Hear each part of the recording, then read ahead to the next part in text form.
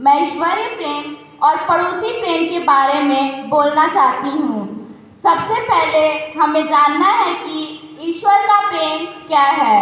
ईश्वर का प्रेम मतलब अपने सारे हृदय, अपनी सारी आत्मा, अपनी सारी बुद्धि और सारी शक्ति से प्यार करना।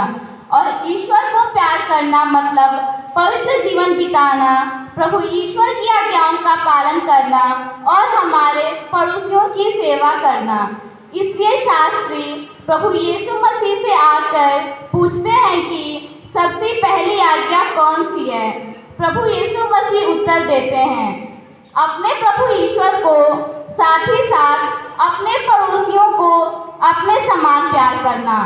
वो शास्त्री भला और ईमानदार आदमी था, इसलिए उसने स्वीकार किया कि ईश्वरीय प्रेम और पड़ोसी प्रेम दोनों पूर्णाहुति या होम बलि से कहीं अधिक महत्वपूर्ण है।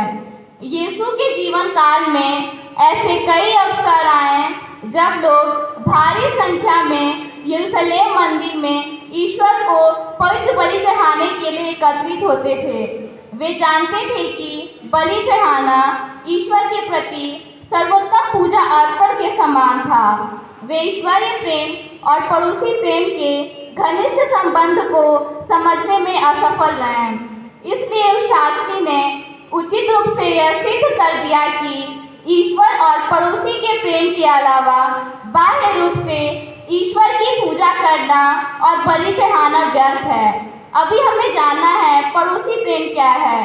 पुराने व्यवस्थान में पड़ोसी को प्यार करना मतलब सिर्फ अपने इस्राएली भाई को प्यार करने से था, परंतु यीशु ख्रिस्त के अनुसार इसका तात्पर्य सिर्फ अपने यहूदी भाई को ही नहीं वरन समस्त मानव जाति को उनके रंग, भाषा, धर्म, जाति आदि को ध्यान दिए बगैर प्यार करना था।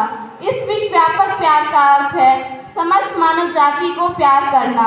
हमारी तरह हमारी पड़ोसियों को भी ईश्वर ने बनाया और उन्हें प्यार किया। पड़ोसी प्रेम किन किन तथ्यों का समावेश है। सर्वप्रथम तो यह हमारे हृदयों में दूसरों के विरुद्ध मनमुटाव, ईर्ष्या, द्वेष एवं घृणा नहीं रखता है। संत मदर तेरेसा अपने जीवन काल में कहती थीं, जब मैं लोगों की सेवा करती हूँ तो उन लोगों में मैं ईश्वर को देखती हूँ। इसलिए वो जानती थीं ईश्वर का प्रेम और पड़ोसी का प्रेम क्या है और लोगों की सेवा करते हुए संत बन गई। आज हम लोग जानते हैं मणिपुर के बारे में, कितने लोग अनाथ हो गए, कितने लोग अपने माता पिता को खो दिए और कितने लोग अपने विश्वास के लिए अपना जीवन खो दिए। उन लोगों के लिए हम किस प्रकार पड़ोसी प्रेम दिखाएंगे। उन लोगों के लिए हम प्रार्थना कर सकते हैं और दान इकट्ठा करके उनको दे सकते हैं। यही हमारा ईश्वर का प्रेम और पड़ोसी का प्रेम का अर्थ है। धन्यवाद।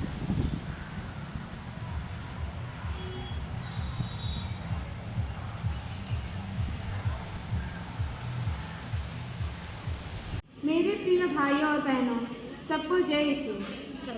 जो अगला होना चाहता है वह सबसे पिछला तथा सबका सेवक बने। इस पर मैं कुछ बोलना चाहती हूँ। मनुष्य स्वभाव से ही महत्वाकांक्षी होता है। मानव में धन, शक्ति, समृद्धि आदि प्राप्त करने की आंतरिक इच्छा होती है। वह इसके द्वारा महान बनना चाहता है। यदि वह बिना प्रयत्न किए या बिना कुछ चीज को इसे प्राप्त करता है, वह अत्यधिक खुश होता है। यीशु किसी से भी इस महत्वाकांक्षा से मुक्त नहीं थे। ईश्वर के राज्य में सबसे बड़ा कौन रहेगा, जिसे यीशु स्थापित करने वाले हैं। इस विषय पर वे आपसी वाद विवाद कर रहे थे, क्योंकि वे सांसारिक एवं व्यक्तिगत कार्यों में मग्न थे। उनके इस विचारों को जानकर यीशु उनसे बोले, जो अगला होना चाहता है वो सबसे पिछला तथा सबका सेवक बने। इसका तात्पर्य यह है कि मानव स्वभाव से ही महत्वाकांक्षी होता है। इसका तात्पर्य यह है कि ईश्वर का राज्य स्वयं में प्रतिष्ठा और महिमा के खोज में नहीं, बल्कि दूसरों की सेवा में निहित है। यहूदी जनता एक ऐसी राजनीतिक मसीहा की प्रतीक्षा में थी जो रोमन साम्राज्य के निरंकुश शासन से मुक्ति दिला सके। उनकी आशा के विपरीत ईसा इस संसार में सारी मानव जातियों को पापों की दास्तान से मुक्त कर ईश्वर के राज्य की स्थापना करने आए। इस राज्य की पहचान है सेवा, विशेषकर समाज के निम्न वर्गों की सेवा। यह तथ्य यीशु के जीवन से पता चलता है।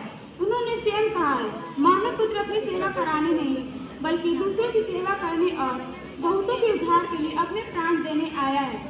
हम में से कई शिक्षक, नर्स, डॉक्टर, विद्यार्थी, व्यवसायी, कल कारखानों में कार्य करने वाले, कृषक, गृहिणी इत्यादि हैं। किंतु हमें यह ध्यान रखना चाहिए कि यह कार्य समाज की नैतिक उन्नति के लिए समान रूप से आवश्यक है। इसलिए एक कूली का कार्य और एक इंजीनियर का कार्य दोनों समान रूप से महत्वपूर्ण है। हम सब जानते हैं कि एक किसान पर ही सारा संसार शारीरिक भोजन के लिए निर्भर रहता है। हम सब जानते हैं कि एक माँ का कार्य और एक अस्पताल में कार्यरत नर्स का कार्य दोनों समान रूप से महत्वपूर्ण है। अब हमें स्वयं से प्रश्न पूछना है कि हम समाज में किस प्रकार बड़ा बनना चाहते हैं। शायद हम धन संपत्ति के संचयन द्वारा शक्ति तथा अधिकार प्राप्त करके बड़ा बनना चाहते हैं। संक्षेप में हम यह कह सकते हैं कि हमारी निस्वार्थ सेवा ही महानता का मार्ग है, जिसे हम सारी मानव जातियों को देते हैं। अभी हमने सुना संसार में किस प्रकार बड़ा बनना है। हम संसार में पवित्र जीवन बिताकर ईश्वर की आज्ञाओं का पालन करके संसार में बड़ा बन सकते हैं। धन्यवाद।